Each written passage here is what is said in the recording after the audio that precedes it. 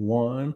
Welcome to another episode of the Progress Always podcast. Mike Anders here with my guy, Drew Girton. And as always, it's our intention to help our audience prioritize their health, eliminate stress, and create alignment. On today's episode, my man has a significant track record of success in the strength and conditioning world. He's put 5 guys in the NFL. He runs and founded Pendulum Fitness out in Southern California. With a brief segue through the ministry, my man, Drew Girton. What's going on, brother? How you doing? What's up, man? Thank you so much for having me on the show. Excited to be here. We found that we run in each other's circles for about the last decade. And in true I'm charting my own course fashion, eventually we got in the same room. And since then, about a month ago now, I am extremely grateful for everything that you do, everything that you put out, and the friendship that we fostered in this short amount of time, even though it's taken a long time. So first and foremost, dude, thanks for taking the time and shedding some light and some value on for our audience.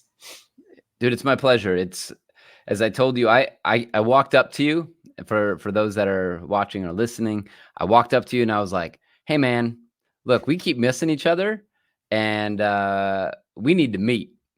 And so it was from there, we were like, you want to get lunch? All right, let's get lunch. And then the rest is history. Here we are. It's cool, man, because I don't know about your experience, and I'm curious to get your take. I find it rare in our space, call it the boutique fitness space, the CrossFit space, what have you, that true strength and conditioning professionals, i.e. people that cut their teeth in the fitness world in a high level weight room and have put together intentional off-season strength and conditioning protocols for advanced athletes to come into this space and then take all of that experience and transcend it into the group/boutique model. Is that a similar perspective of yours? You know, what's really interesting to me is that a lot of the people that get into strength conditioning from the CrossFit side, there's 2 camps, right? There's the camp that goes from undergrad to grad school, and then they come up through the strength and conditioning world. And those people are the people that are working in the field, doing strength and conditioning, working with teams, doing that entire process. Then you have the other side where you've got these, CrossFit kids or CrossFit people that come up and they're like, oh man, this is really dope. I really like this. Like, I should do this. I want to become a strength and conditioning coach for an NFL team or a pro team or whatever. And then they realize that it's a completely different world and it's not the same. And because there requires programming and thoughtful and intentional programming that needs to happen, right? And in CrossFit, it's mostly like constantly varied functional movements performed at high intensity, right? So for us, coming from a strength and conditioning world, you can program with intentionality with the CrossFit methodology. And it's a really, if you know on how to do it, it's a really beautiful thing. Because the workouts have purpose and are intentional. Yeah. What I find the biggest, I guess, oversimplification of CrossFit, and where I feel like those of us that have similar backgrounds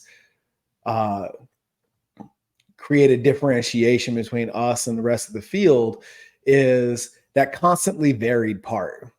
You remember the era of muscle confusion, right? Oh, yeah.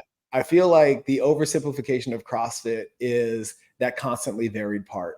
And when you have that upbringing with intentional programming, right? there's just certain maxims of this game that you cannot neglect, avoid, or act like don't exist. Hmm. And I feel like the constantly varied part creates that for those that are lacking the awareness, because you cannot bypass the principle of specificity. You have got to, if you want to make any kind of gain whatsoever beyond just capacity, you've got to have, you've got to spend some time in a Yeah. particular domain, whether that's strength, whether that's endurance, whether that's skill development, whatever. You've got to do the thing for a little while and spend a block of time devoted to that thing if you want to see any kind of significant and or lasting improvement. Absolutely. There is, for lack of better example, myself this year, I am not an aerobic athlete. Mhm. I don't enjoy it. I don't, can I go out and go for a run? Sure. Do I have impressive times? No. But the only way that I wanted to get better this year, I was like, okay, I want to improve my aerobic capacity and be a bit more well-rounded CrossFitter. I like to think that I'm an above average strength athlete. For my size, at 5'7", 170 pounds, 43 years old, like I can move some weight, Mhm. but there, my aerobic capacity was lacking. And so I Mhm. sought out Chris Henshaw, right? As if you are somebody in the space that wants to get better at your aerobic capacity, you go to the man. And Mhm. but you have to set out 2 days a week to work on that, Yeah. right? And it is not like 2 days plus your strength pieces, because at 43, your capacity to be able to recover and handle other things is not the same as some 20-year-old kid who's trying to qualify for the games. I'm not trying Right. to do that. I'm just trying Mhm. to improve that. And I think that that is something that is often missed, that CrossFitters think that they can do it all.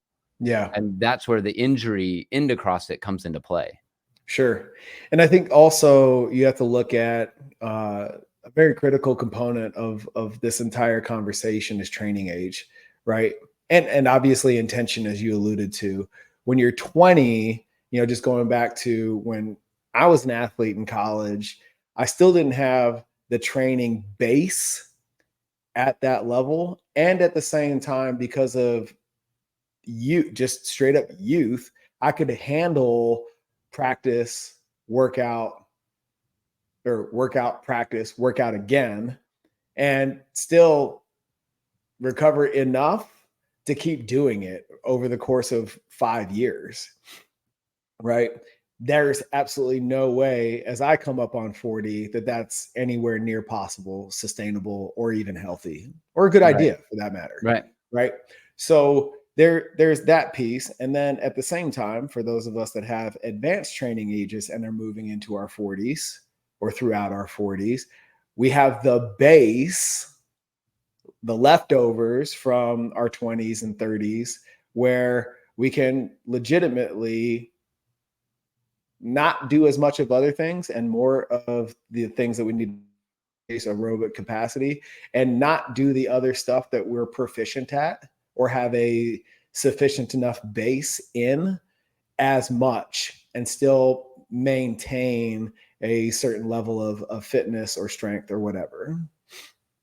Yeah, there is I just made a post on Instagram about this, is that um I got into this game because I was insecure. 5'7", I was 126 pounds. And I wanted I wanted the ladies to recognize me. I was never Mhm. going to be tall. So I was like, okay, I can change the way that I look. And I got into fitness and strength and conditioning because of my insecurities. And I was like, oh, dang, I'm actually good at this. I know some things. And because I just, when I unpacked it, I I read this book, Body for Life by Bill Phillips. He's, the guy that started EAS supplements. Mhm. And that book changed my life. And I was like, I consumed it in a weekend and I started on Monday and changed everything, like my eating. And like, I was so like in love with this thing because I had done sports through high school. I was always small. My nickname in high school for football was Rudy. And so, uh, and we growing up in the right behind South Bend, Indiana, it was like, and that's also when the movie came out. That's how old I am. But so it was all for a part of the course. But Mhm. I had already been training in high school, like learning just like the basics and benching and squatting and deadlifting and all of those things. And so I had a nice base of understanding of things so that when I was given education behind it, things took off. And Right. then going to college, I was like, oh, I left pre-med, which my wife is like, why? Like, you should have stayed pre-med. Now, you're a gym owner now. But, and so is she, but it's, beside the point. But, uh, um, the cool thing is that, we never really know what this journey is going to turn into. And, it has been a really rewarding and unique thing because I've been able to be on all sides of this fitness game, Yeah. um, from, you know, corporate fitness, collegiate, elite level athletes to running a brick and mortar, you know, CrossFit gym, or Mhm. as what we call it now, a boutique CrossFit experience. Yeah. The Why'd you leave strength and conditioning? I mean, by the time you left Western Mhm. Michigan, you had 5 guys in the league, right? Yep. So You had influence over that, and that's something that a lot of us in the space would have totally hung our hat on and leveraged into other and potentially greater opportunities in the NCAA, potentially the pros. What was Why'd you leave? so I was offered a GA to stay, and in the department, right? Mhm. In what we called the hyper department, HPER. So I was offered a GA, would have left with the CSCS, the whole thing. Um, and I left to go to grad school for seminary, like to head into ministry, because that's what I thought I was being called to do. Okay, Right my on. my dad was a pastor. My grandfather was a pastor. My great grandfather was a pastor. I was a youth pastor at the same time. So if you're listening or you're watching, strength and conditioning coaches now maybe make some okay money, but when I was there, I was making like pennies, like nothing. Like, you wake up and you are there at 4:30 to take care of the guys who don't have scholarships, who are walk-ons, and they got to train anyway. And you had to train those guys. And so like I had to train those guys, and um, the it was fun. It was really cool. Like, I got to take people through, um, whether that it was just they were walk-ons, and I'm still friends with a lot of the walk-ons, which is, they're just normal people, right? But they got to play college football, and or they were preferred walk-ons. And so but the guys that I got to be a part of that was really fun was watching guys that either needed a rehab or that were trying to make it to the combine or something, like something for a pro day. And all of these cool things I got to experience. Um, but there wasn't any money. And I was like, and I remember sitting down with my head strength coach, Bob Vezzo, at the time. And 2 years prior, he had won strength and conditioning coach of the year. Mhm. So like he was like, at the time, like one of the top top guys. Now, granted, he was at a MAC school, so like there's no publicity for it, but like it just he's like, look, man, you can make more money. I remember the conversation. We're sitting in his office. He goes, you can make more money training the general public in California than you can being a Division I strength and conditioning coach. And I'm like, all right. Right. And so there was that. Right. And then I was almost certain that I heard the call to ministry. And the thing is that I may have heard the call to come out here, but the ministry was different. The ministry wasn't necessarily a church. I did serve in a church for a couple of years. But it's a part of the story, right? Yeah. It's a part of the story. And so like I went from being a D1 strength coach to then being, a seminary student, right? And celebrating and seeing like some of my athletes get drafted while I'm in seminary, which is really cool, right? And then they get drafted for my Detroit Lions. So like, and that was like home, like it just felt right? And so that was, and they started, man, like, and it was really cool to see those guys do that. I mean, like, if you're into football, Greg Jennings and Jason Babin were two of my guys. Man, Babin was a freak. Like he set like all these records. And one of the interesting things that we did at Western was that we used to do power cleans, and they removed power cleans because they thought they were too dangerous. Now, mind you, we removed them in 2003. Okay. And now like you'll find them in any, program anywhere, right? Like all the time. But like, so we did, stuff from the hang, and Jason used to be pulling like 365, for triples, it was, I mean, just like explosive athletes, man.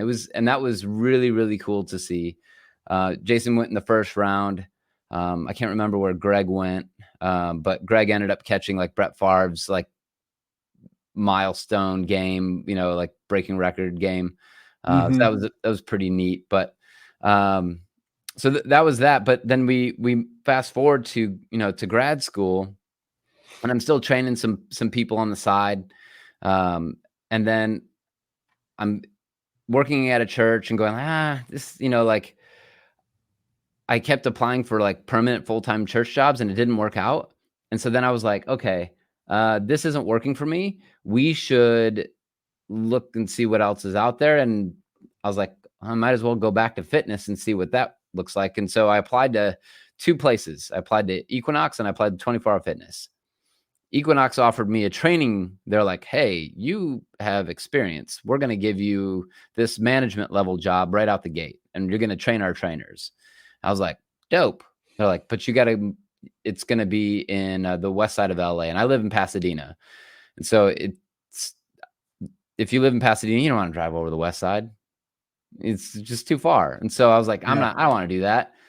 So even though it was a better job and a better opportunity, I said no to it. So to just be a trainer at 24 Hour Fitness, I went 8 weeks without a pay, like it was bad, man. And I went to my bosses, and I was like, hey, look, if I don't get anything, I'm going to have to figure something else out. I'm going to have to quit. And they're like, I got you. They're like, hey, let's put you out on the floor. And I started training my first night, and they're like, okay, we got something here. Cause I had to eat, man. Like I was broke. Were you in a management spot? No. Okay. What were you doing at 24 then? I was just a trainer. Okay. You just, so I literally, I go to the interview, and the guy looks at my resume, and he's like, so you just want to be a trainer here? And I'm like, yeah. He's like, absolutely, man, let's go. Right. Yeah. But the wild thing is that I did not like sales when I first got into that role. That is a sales role. 100%. And now I'm a closer. So that's what you got to do, man. Dude, I remember coming out of college and getting on with golds and just taking that time to build your business. And I would hit the dollar menu on the way out of a neighborhood. There was a McDonald's right there on Southwestern on the way to Preston Center. I'd hit the dollar menu on the way to the gym, and I'd hit the dollar menu on the way home. And maybe if I had enough pennies stuck between the cushions, I could get a Jamba Juice in between while I was building the deal. And that was like, I don't know, 4 or 5, maybe 6 months of trying to get comfortable, man. And I can remember having eviction notices on my apartment twice. The first time, I got an extension, and the second time, and just barely made it after that. And then the second time, I had to borrow my brother's scholarship money when he was at Alabama to make rent. And I think that has a lot to do with just being willing to go through that shit. It has a lot to do with the passion end of things, and at the same time, it's also the reason that the average career in our field out here on the commercial side of the game is only 7 months, because you don't have the skills, the passion, the discipline, all the buzzwords to make it over the hump. Yeah. And that is, I mean, when I came on at Golds with the female equivalent of Drew Girton at the time. I mean, she came out of North Texas, already had a master's degree in strength and conditioning, had worked with the teams, and her resume was so tight, and she just would not ask for the sale. And she burned out in like 90 days, man. And that's just the way the cookie crumbles. And that is a huge reason that we put together our coaching development program, because it was like, okay, if you and I have been in the game for 20, 25 years, if you don't put a dollar sign behind that, we're still the unicorn. Yeah. Yeah. Because it's not normal. It's not. And if the norm is 6, 7 months, well, how the hell do we bridge the gap?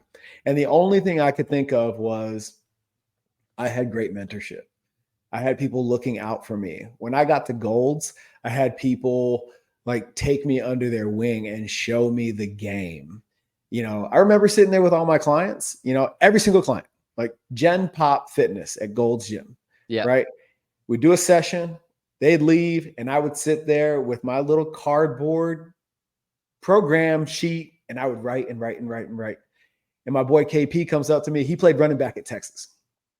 Comes up to me, and he's working part-time in the gym, which means he's doing less than 20 sessions a week.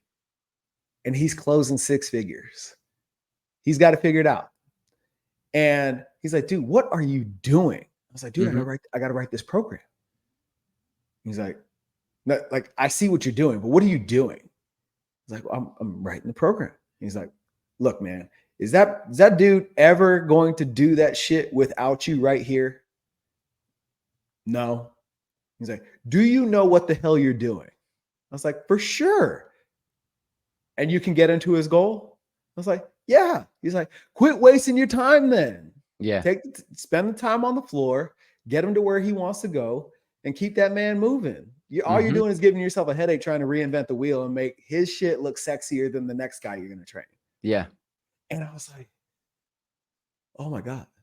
But like my naive idealist, prove my worth, no real experience self was like, no, but I have to do this. This is how I'm going to like earn this money and prove myself. And he's like, nah, dude, that's not how it works out here. Save yourself the headache, save yourself the pain, save yourself the time, and just prove it on the floor.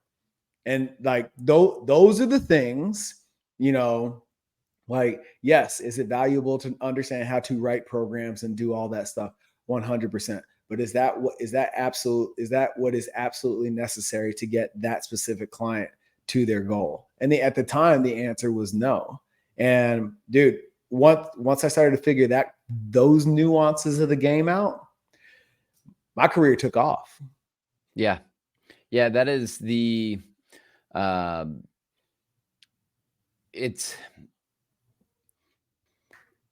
when you are forced and you are put your back against a wall, who you are as a person, right? Your character, your beliefs, your personhood, it comes to life, it Mhm. comes to fruition. And um I needed to make money, like same Yeah. spot. So like same spot as you, man. Like I had 8 weeks without a paycheck. It got to the point to where I was like, okay, I'm not gonna pay my credit cards because I can't. And I had this uh I lived in this studio in this family's basement that I ended up getting flooded out of, not once, but 3 times. And I was like, okay, so by the third time I got hooked up, but I'll that's a whole nother podcast. But the but it was like, it was not a great situation. And I went to them and I Mhm. was like, hey, look, I can't pay you because I'm not making enough. If I can pay you over payments, I'll eventually get this stuff caught up. And they said, okay. So Mm. all of my paychecks were just like getting like sucked dry, Yep. as this whole thing went. And I was just like, man, this is not great. Like, I mean, it was tough. And I had back to, I mean, I s- I sold this guy. They gave me body fat calipers and they're like, "Hey, go run a body fat table." And I run this body fat table and I take this guy's body fat and then I just ask him some simple questions. What are your goals then? Like, so you're Mhm. here, where do you want to be at? And he's like, I want to be there. And I'm like, okay, well, I'm a former Division 1 football coach, right? You look like you know what you're doing, but you're missing out on this, this, this, and this. And he's like, Mhm. okay. I was like, I can get you there. And he's like, all right, well, how much does it cost? And I was like, um, like this, right? And Mhm. he's like, all right, let's do it. Let's do 5 sessions at 100, 5 sessions, 30-minute sessions at $199. Okay. I knew nothing. It was my first night out on the floor. I knew nothing about anything. And I was like, I didn't care because I needed money. Right. Mhm. And so then I walked downstairs because we were on 2 levels. I walked downstairs to my fitness manager and I'm like, hey man, I just sold a package. And he's like, shut up. I'm like, yeah, how do I write this thing up? And how do I like do the, and he's like, are you for real? I'm like, yeah, he's right there. And he's like,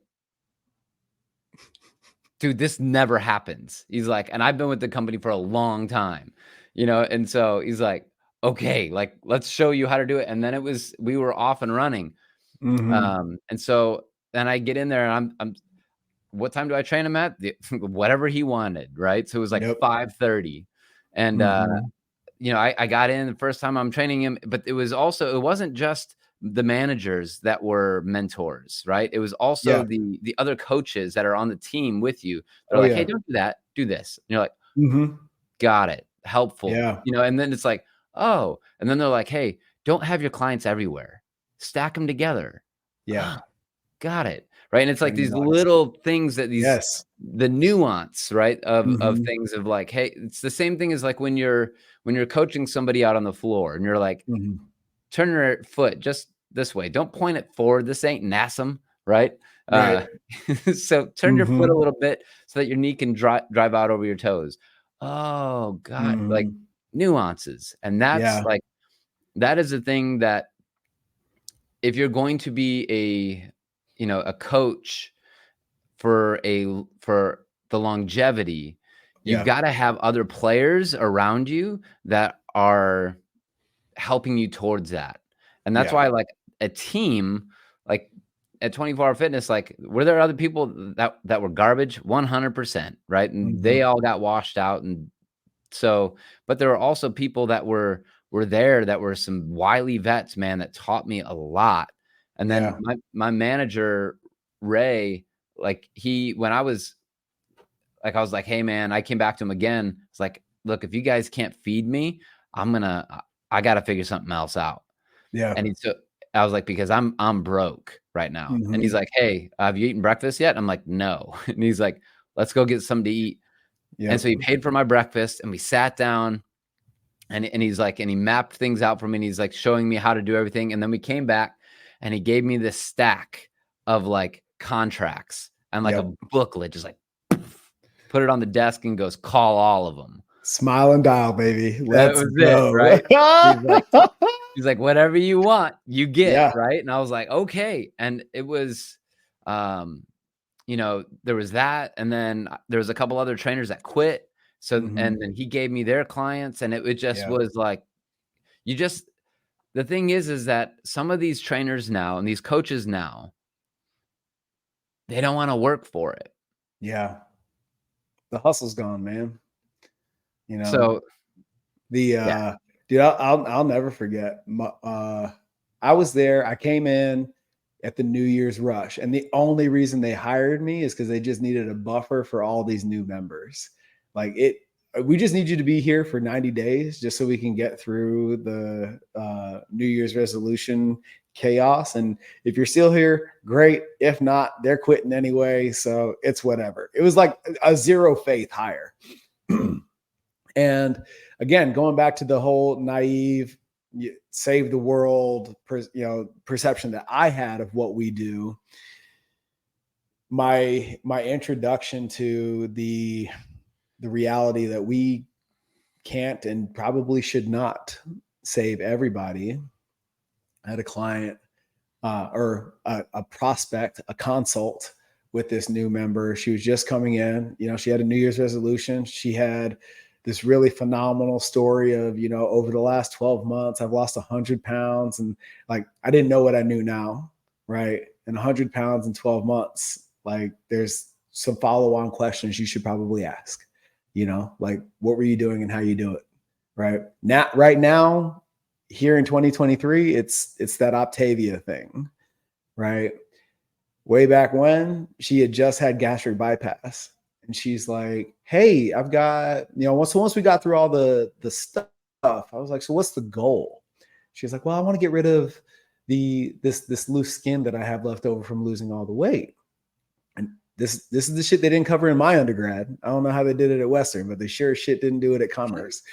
And I was like, okay, so we got to do your body comp anyway. We'll get you on a scale and do the thing. And it's the, you know, dead of winter in Dallas, ice storms and all that stuff. So she's all bundled up. I can't see what she does. I don't have the eye test to go off of, right? So she strips down to her gym clothes, and I'm like, okay. So as she's sitting there, she still looks relatively normal, right? I'm like, okay, we could do that. Well, like, what are you talking about, loose skin?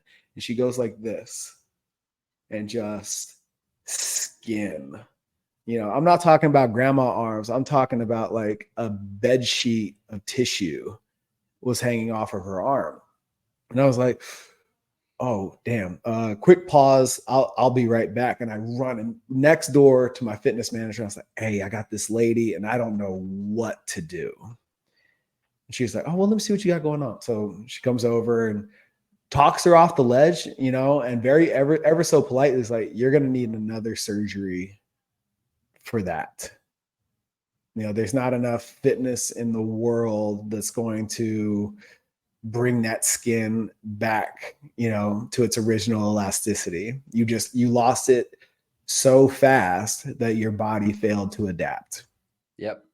And that's just and I didn't know that.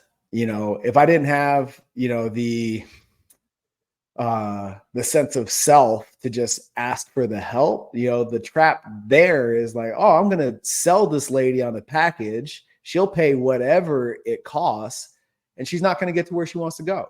And I would have completely blown it for her, you know? So I'm so thankful for Melinda for, you know, taking the L for me, you know, and just being like, look, there's just some people that are just outside of our scope, and you've got to be able to acknowledge that and point them in another direction. It doesn't matter how tough that conversation is. You have to put their best interest ahead of yours, you know?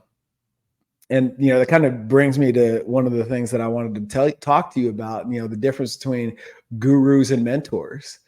You know, I've seen a lot of gurus out there, and I've also, you know, fell under the tutelage of some of those gurus, and, you know, the folks that I've benefited from in my career the most were the mentors. not the gurus, not the ones selling snake oil, but the ones that are like, hey, this is the boring nuance of what we do, and this is how you get better. And I'm curious, what's been your experience, and what do you consider the difference between the two? Okay. Well,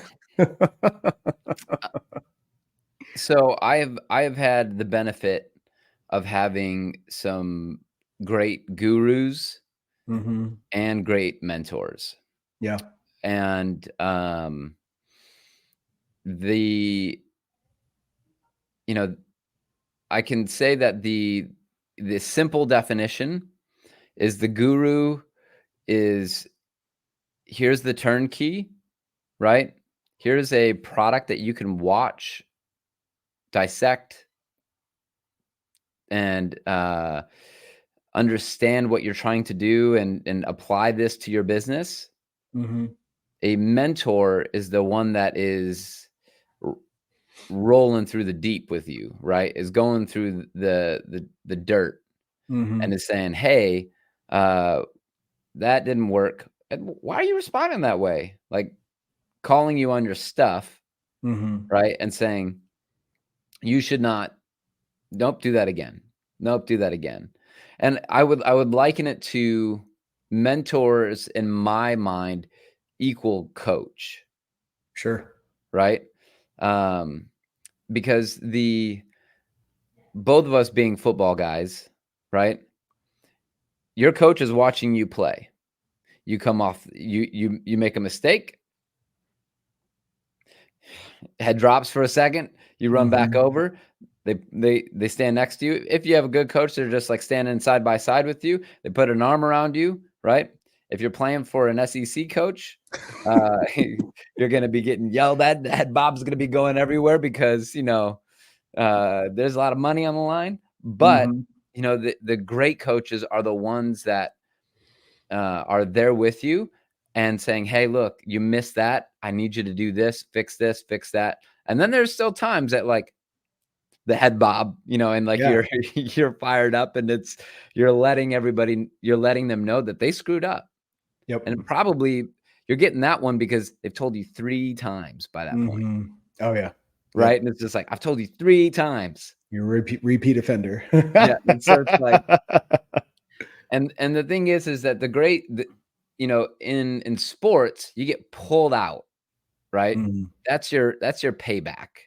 But the hard part in business is you make no money Mhm. and you lose members and you lose clients. And so it hurts in a way different way, Mhm. right? Than otherwise. And the guru, um, the guru, I think has good intentions. Yeah. Um, and it's just a scale play. Mhm. It's just like, "Hey, look, I can scale this. I figured out how to scale this and make this thing grow and work." The mentor is there for a longer game, Yeah.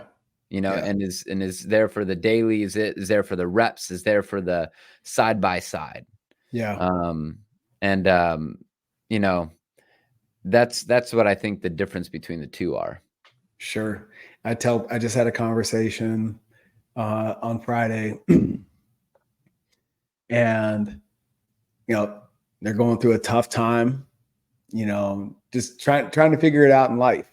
And I asked them point blank, I'm like, who are your relationship mentors? As much as in the context of this specific conversation, it's like as much as we want it to be mom and dad, it's probably not your go-to resource, Yep. and piggybacking on everything that you said, I feel like it is extremely vital that we have mentorship in multiple phases of our lives, particularly health, wealth, relationships, and time. Like, how Mhm. do I get better at those 4 things? And make sure and put myself in a position where they're not pulling against each other, but working with each other. Mhm. Right. And because I feel that the mentor guru thing is so exclusive to making money Mhm. in, the social media algorithm that we're completely missing the boat on living a fulfilled life. And if all we're doing is chasing the bag and putting income before impact, well, that's a very short-lived game. Yeah. Man, that's a great way of, you know, of thinking about it and putting it. And you brought up relationships, and, you know, my parents got divorced after I was 29, so they've been married for, like, 30 some years. Mhm. Now, it wasn't great for that amount of time. For about half of it, it was good, and then the back half was not great. Um, and I knew that I wanted to get married, you know, Yeah. at a young age. I knew that. I knew that I wanted to be in a relationship. I knew I wanted to get married. Um, and while I was in grad school, I sought out married people Mhm. and became friends with them because of their relationships, because of how the husband and wife interacted. Yeah. And I was like, "Hey, can I just be friends with you guys and, like, we and hang out with you guys?" And they're like, so I was the single guy and Yeah. everybody else was married, right? But I just wanted to be in their dust. I just wanted to, Yeah. like, be around them. And, not to make this, real biblical, but I mean, like, in the Old Testament, they talk about this thing that, an ox wears. It's called a yoke, right? Mhm. And that the yoke is what they put on an ox to plow the field. And it's Mhm. like, so you would take this, and if the yoke was too heavy, it pulls on that ox to turn you to the left, right? Right. Right, and it's not going straight. So, then if you fast forward, um, and there's a that's why Jesus would say, like, "Hey, my my yoke is heavy, but my burden is light." Mm. Right? So, like, the burden of carrying this is light. So you're gonna feel this, right? Mhm. But it's gonna be light, right? Like, Yeah. you're gonna be okay. You're gonna just be able to move in a direction. And Right. so that was what I wanted out of my marriage, Mhm. right? I wanted to be friends with my wife. Yeah. I wanted to like her because, Yes. like, like, I don't know, at least my parents' generation, I was like, "Do you like each other? Do you even like them?" Yeah. Like, and so, like, sure, they were together for a long time, but, like, I remember when they would drop me off, on the way back, like, I would go home and see them, and they would drop me off at the airport, and I'd be like, "Yo, be kind to each other on the way home. Please don't be nasty," you Yeah. know? And so I hung around with people who wanted to live life a certain way and chose, and the cool thing is that all those people, they are Yeah. all still married, Yep. right? And they're like, and some of them are like 20 plus years in, and they're the Mm. same age as me. They got married real young. Yeah. But they were all friends and had really powerful and deep connections. Yeah. So I think that it is, and I tell my staff, right? If you want to be in a relationship, hang out with married folk, Yeah. because you're gonna learn a lot about yourself, of the stuff that you don't like, the things that you do Mhm. like, things that you want and need, and you're like, "Oh, that's dope." Right? Right. Like, that's my mentor. I look up to them like, "Oh, okay. You have, like, these really powerful things." It doesn't just have to be in the work environment, Right. or like, "Oh, I need to get better at, corrective exercise. I need to go get this cert."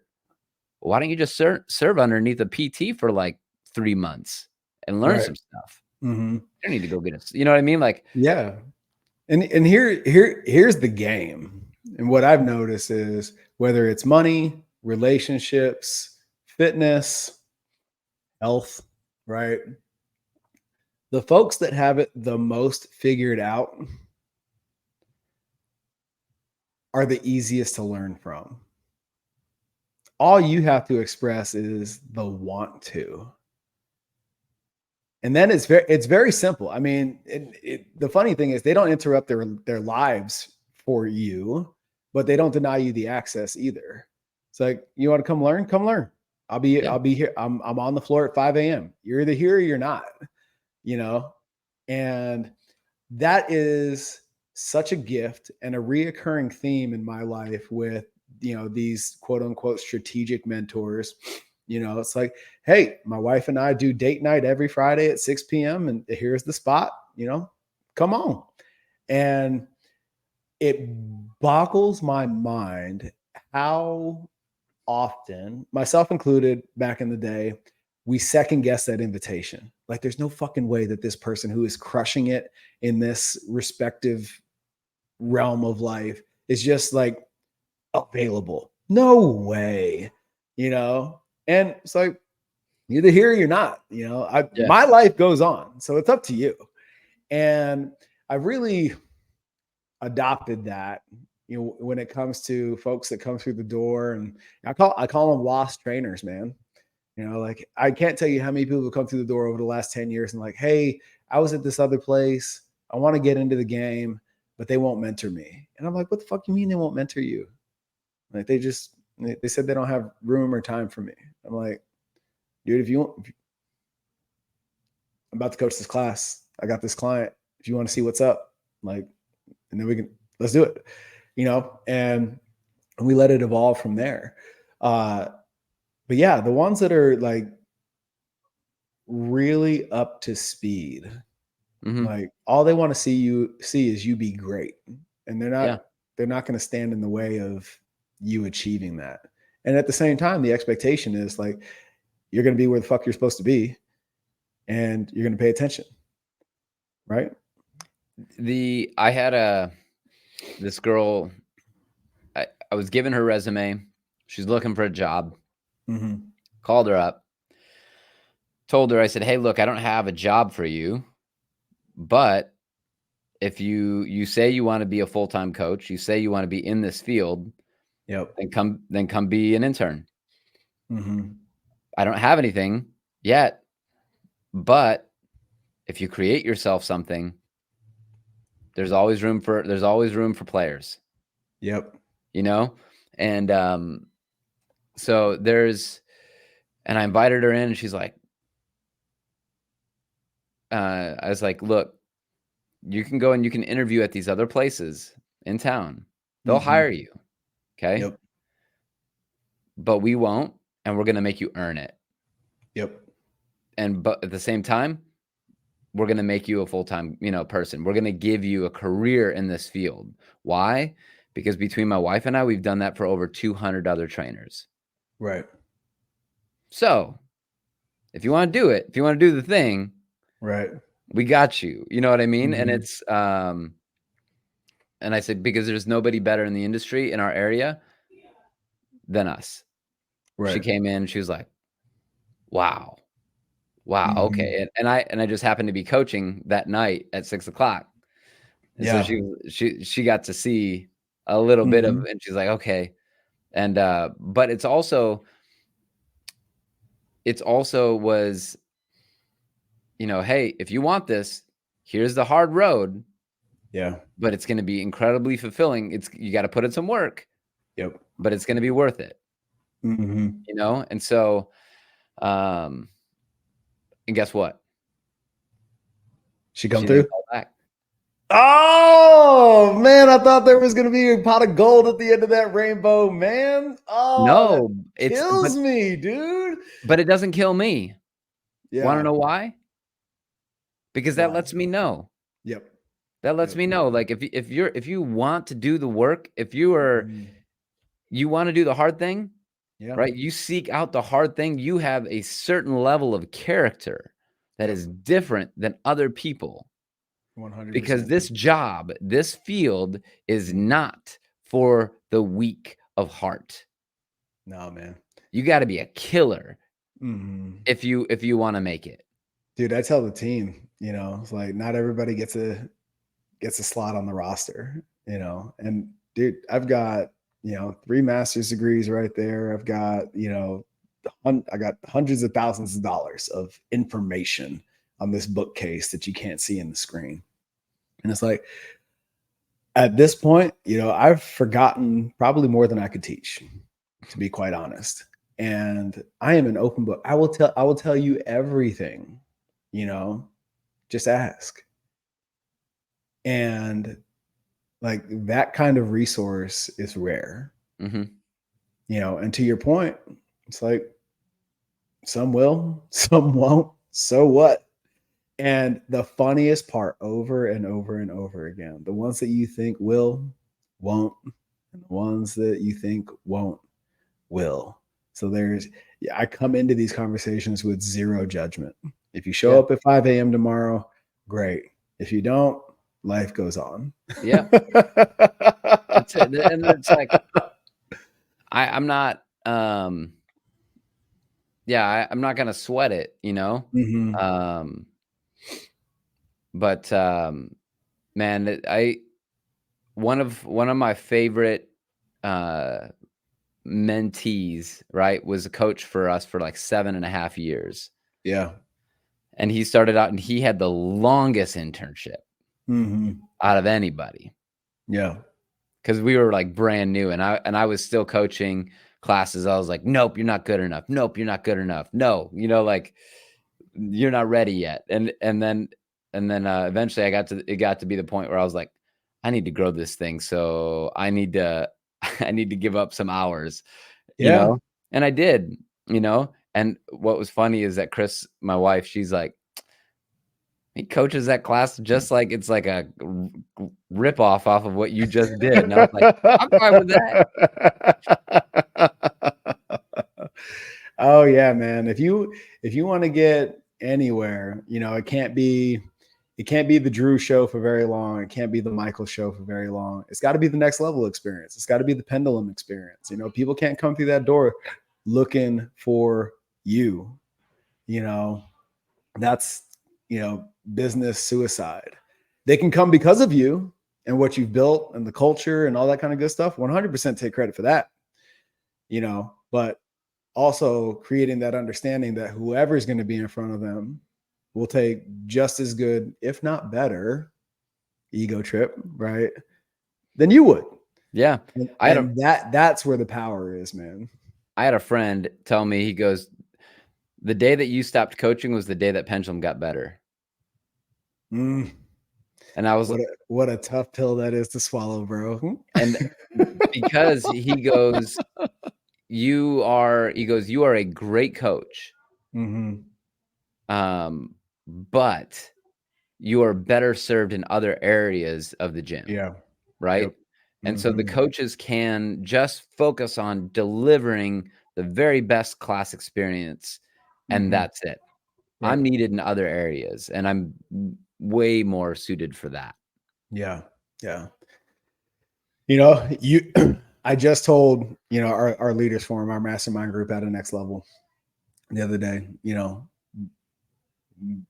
my ability to help you grow has a direct correlation with my evolution. So the train never stops, Mhm. and if you ever find yourself stagnant, chances are you stopped putting yourself in challenging positions, you know. Yeah. We were just talking about this, like, a month ago when we met, Mhm. Yeah.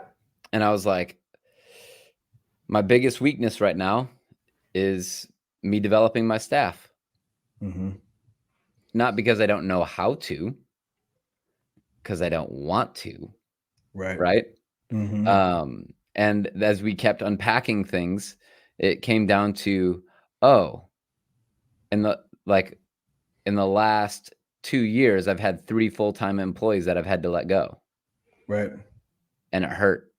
Yep. And so it's stemming from pain. It's Mhm. stemming from rejection. Like people are like, Yeah. "Oh, well, what about the person that was fired?" Like, what about the boss that developed them? What Yeah. about all the time that they spent, like, and they're like, "That's like one of your kids, man," you Sure. know? Oh yeah. Oh Eh, yeah. and Mhm. it's just like, and, um, and if it ended bad, it's like, I'll tell you what, man, that was one of the hardest lessons I learned in my evolution when I went from coaching clients to coaching coaches. You're going to put all that time into them and they're not all going to work out. And still, the one thing you could never do is stop pouring into the next one because of the last one. You know, that's like treating your new girlfriend like shit because of your experience with the last girlfriend. And none of that is her fault. Yeah. Right. None of that is this new kid, this new apprentice, this new coach in development. None of that old stuff in the rear view mirror is their fault. And it's, it quite simply just makes you look like an asshole when you pass those transgressions on to the new kid. Yeah. It's not fair, man. It's not fair. It's not. It 100% isn't fair. So we since then, right? Yeah. What'd you do? Yeah. Man. So I came back and I try to spend at least 5 to 10 minutes with every staff person a day. Nice. Right.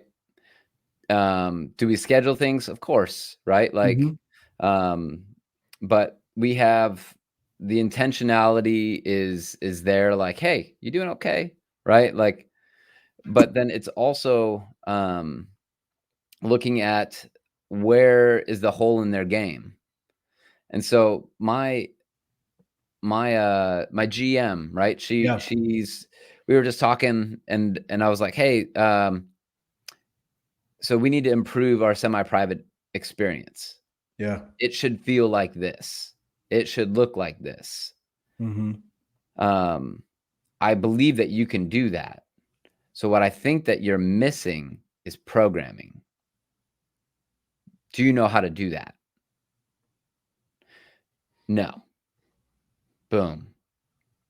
And then there we go. And then it was like half hour of like going, here's how I would structure your sessions. Here's all you need to do. Boom, boom. So same thing as like what you had, right? At the top of this podcast of saying like, this is what you got to do. This is how effective it is. I said, you don't need to worry about programming CrossFit for them. Because if they want CrossFit, they can just come to group classes. Right. But they don't want that. They want results. And we know that CrossFit is great for general physical preparedness. Yep. But not necessarily maybe the aesthetic gains that somebody wants. Right. Right. There are other ways of doing that. And that more workouts don't necessarily mean better results, faster results. Right. So I gave her the prescription on that. And she was like when Neo comes to learn Kung Fu, I know Kung Fu. You know, like, yeah. And hell yeah. So that was, it's those little things that is really helpful. And it's the same thing as like with our content guy, like just sitting down with him, giving him a little bit of tidbit or like, hey, you doing okay? How you doing, man? Like just caring for them. That's right. On the personal level. Because all of the tactical stuff, that stuff's easy. Yeah. That stuff comes, man. Yeah.